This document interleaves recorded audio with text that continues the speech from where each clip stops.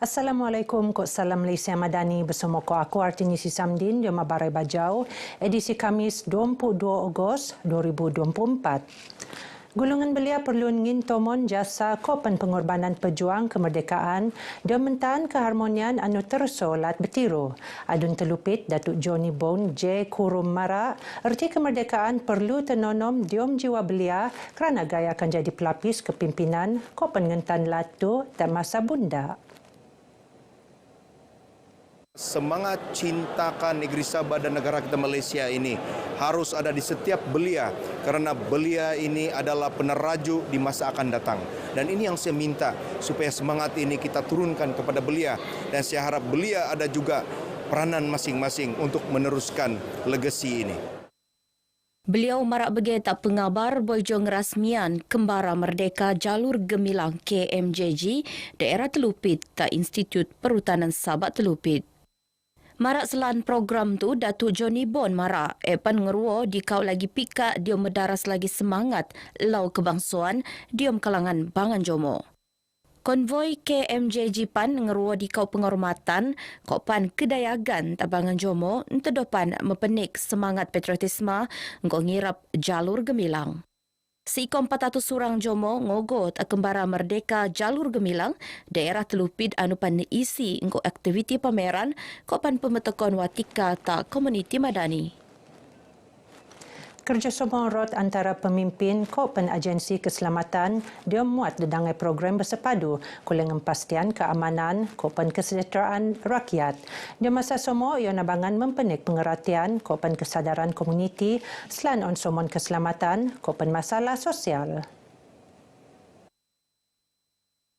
Kami ada jemput semua ketua kampung, CKKK, NGO sebab memang kalau kita mau jemput semua orang kampung memang bukan senang. Kurang-kurang ini ketua-ketuanya bila mereka dapat ini knowledge, mereka masing-masing balik kampung, kasih bawa ini message balik semua kampung. Saya yakin semua dapat manfaatkan. Beliau tenemuan RTM diam program pengurusan keselamatan diam komuniti tak pasir Putih Sandakan. Program anjuran Majlis Keselamatan Negara MKN LAT Sabah tu dijayaan kok sepuau agensi perintah kok swasta dokon kok polis Diraja Malaysia, agensi anti dada kebangsuan kok Panjabatan Bumba kok Penyelamat Malaysia. Dedangai aktiviti benua terposok no ceramah keselamatan kok pan kesedaran awam setabang-tabang kok pan ngeden jalur Gemilang. Gulungan belia penetuaan supaya nyak terbiak diom aktiviti nyak bengen kealapan. Pu Parlimen Sipitang, Datuk Mat Bali Musa Mara, aktiviti begitu tu enggai jo mengkerat kesihatan tapi pun boleh mengkerat masa bunda. Harapan saya anak-anak muda akan terus berganding bahu memastikan supaya akan terus mengamalkan gaya hidup yang baik dan memastikan supaya tidak terlibat dalam gejala sosial meruncing seperti penyalahgunaan dada, lumba haram dan sebagainya yang akhirnya akan menimbulkan sesuatu yang boleh mendatangkan risiko dan juga mendatangkan kemudaratan kepada mereka. Jadi ini sesuatu yang tidak baiklah. Datuk Mat Bali marak bergeta RTM diom Perimpunan Kapcai Sipitang 4.0 tak Kuang Square Sipitang. Perimpunan Benuat sampangan sambutan buan kebangsuan tu niogo lebih 7,000 jomo teko engko dedangai pengisian alap. Pengkuri industri tak Sabah seno muat sijil halal dan mempenik lagi keyakinan Bangan Jomo makai produk antara makanan anu penedagang. Yang dipertua Majlis Ugama Islam Sabak MUIS, Datuk Seri Panglima Yahya Usin Mara, kesedaran Bangan Jomo selan kepentingan sijil halal terhadap produk bertiru makin menik. They are very particular nowadays. The awareness is growing, and growing. So they are very aware of this thing. So halal tu very important. Sebab itu kedai-kedai sekarang pun walaupun dia bukan dipunyai oleh orang Islam tapi dia mengutamakan halal juga.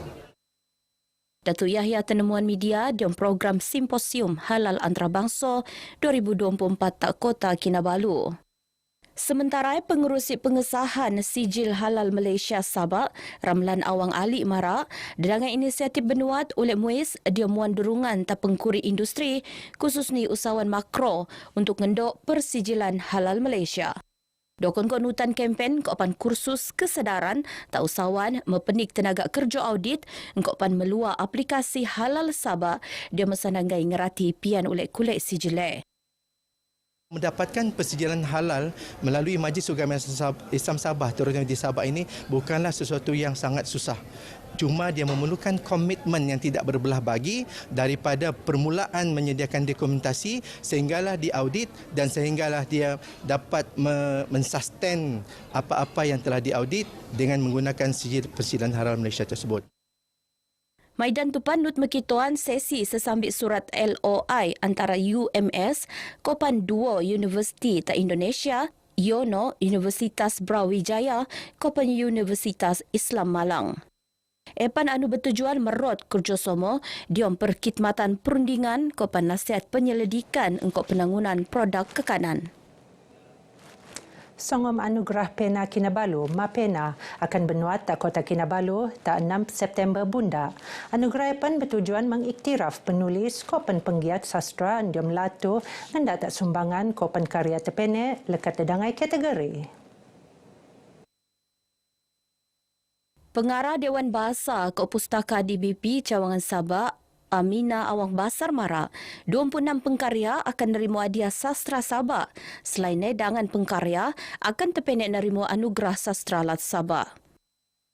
Kita melihat kepada tokoh yang memberikan sumbangan yang besar kepada perkembangan sastra khususnya di negeri Sabah, dan tentu saja yang menerima ini ialah mereka yang menyumbang sebahagian besar daripada sumbangannya itu adalah kepada pembangunan sastra di Sabah.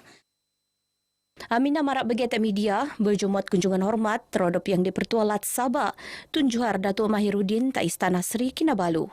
Kunjungan Epan bertujuan menjemput Tun Johar sebagai tetamu kehormat MAPENA. Perintah Madani, pimpinan Perdana Menteri Datuk Seri Anwar Ibrahim, kulang membuktian keupayaan mentadbir lat. Perkara itu nyakun lek jomo awam, anu boy tenemuan tak sekitar bandaraya Kota Kinabalu.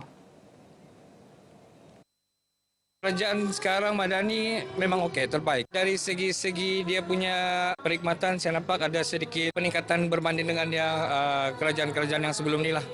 Tahap mutu kerajaan Madani bagi kami memang begitu baiklah buat masa ini ya, untuk rakyat semua. Ada program-program yang untuk B40 gitu ya, dan untuk rakyat yang kurang berpendapatan lah. Atlet Paralimpik Jonathan Wong Kagi nasar pingat emas untuk acara lompat jauh di Sukan Paralimpik Paris 2024 anu berlangsung 20 Agosto ngabut September bunda. Beliau penut berhasrat mesak rekod 7.22 meter anu boy terkulek tak Beijing sebelum tu. Bertutur tak media tak Kota Kinabalu, Jonathan yakin sasaran tu boleh terkulek amenutan latihan konsisten anu boleh benuat selain sukungan daras dedangai pihak. So far persediaan okey. So harap di sana ada cukup rehat lah, so boleh perform yang paling best di Paris. Ya memang saya mau emas lah. So far so good. Family saya selalu support saya dalam segi makanan or anything I need lah, mereka akan support. Dan MSN juga, bila saya mau physio ke atau mau buat gym ke, mau advice ke, mereka selalu akan consult dengan saya lah. Saya akan consult sama mereka lah. Sementara Timbalan Pengarah Duo Sektor Para Majlis Sukan Negara MSN, Alisa Alhamara, telungan atlet Paralimpik lekat Sabah akan seklon diam kejohanan tu untuk acara lompat jauh 100 meter kopan badminton individu dela.